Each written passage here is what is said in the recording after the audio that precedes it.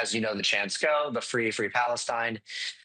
And still, I'm very used to pro-Palestinian supporters at Jewish events and Jewish spaces in front of Jewish synagogues. So that isn't something that is concerning. I think none of us really knew that he was the shooter at this point. I think when things started to get a little more serious is when some members of the museum and some friends started looking at the security footage. That's when not only did they see him assassinate someone in cold blood, I mean, he might have shot somebody 5, 10 times, which is just absolutely horrific.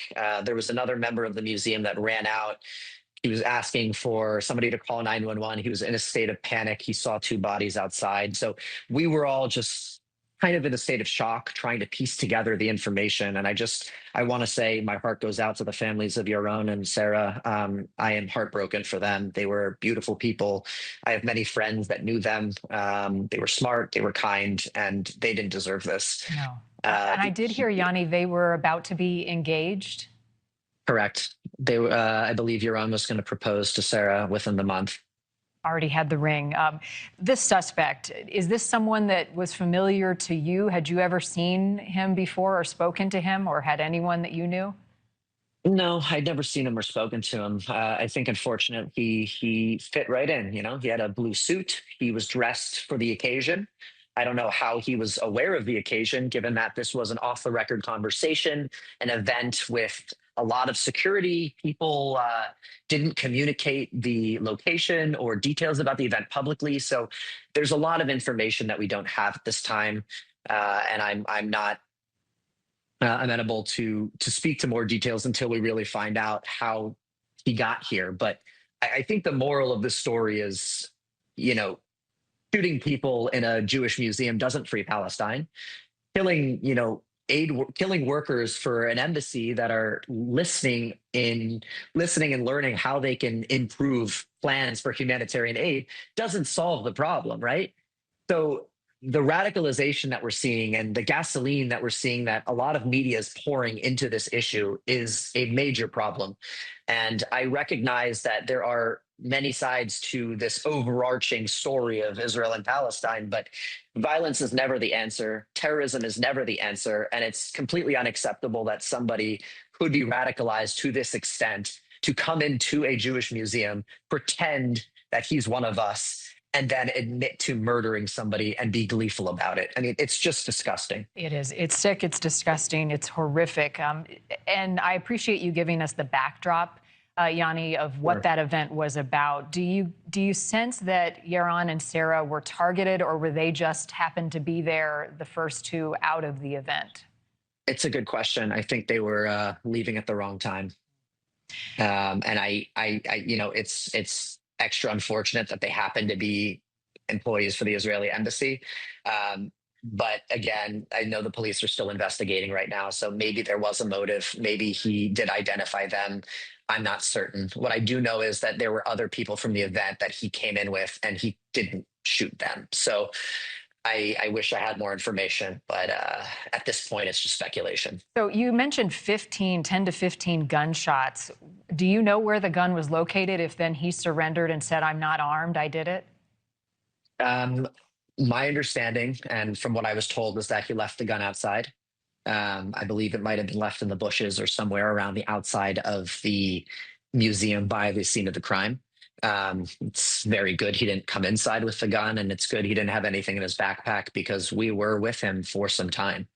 And I am still kind of in shock, because I was going to call an Uber around the time that Yaron and Sarah left.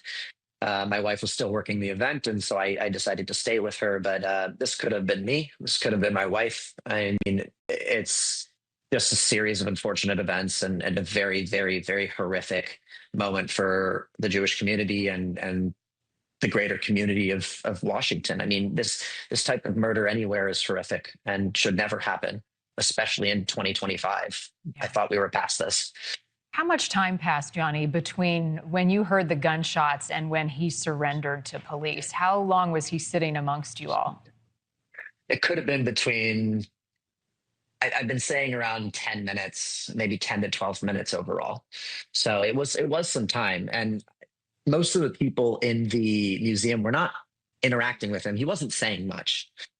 He was clearly also in a state of trauma or panic. And of course, the museum staff were trying to comfort him. We know people that were bringing water over to him and making sure he was okay. So obviously, we didn't know he was the murderer at that time, and so we were trying to show humanity to people that we thought could have been an innocent bystander. And in retrospect, I think it's extra eerie just to think that I was standing next to him. I was very close to him, and thank God he didn't have another weapon on him. Yeah, I know it's still fresh on your mind, but how are you processing all of that and the continued threat? We just mentioned Sure. statistics that anti-Semitic attacks have been up for the past year at sites all over the Yeah. country. Right now, I don't really have the time to let my emotions take away. I'm focused on the story. I'm focused on trying to honor Yaron and Sarah's lives by sharing this and hopefully spreading the message that hate is not the answer, and we need to have dialogue. We need to replace violence with communication. And the only way to peace is by bridging our cultures, our backgrounds, working together. And that's what this event was about, was how can we successfully create positive humanitarian change through supporters of, through a Palestinian woman, an Israeli man, and a multi-faith alliance of Christians, Jews, and Muslims working together and raising money. So I still am very much adamant that this story is an unfortunate and horrible one, but I don't want their lives to be lost in vain. And I think we need to come together as a community to support each other and work towards dialogue and not violence. You are so right. You all were working to build bridges, and it was shattered by evil. In honor of Yaron and Sarah, thank you, Yanni, for sharing your experience, your time, and their story.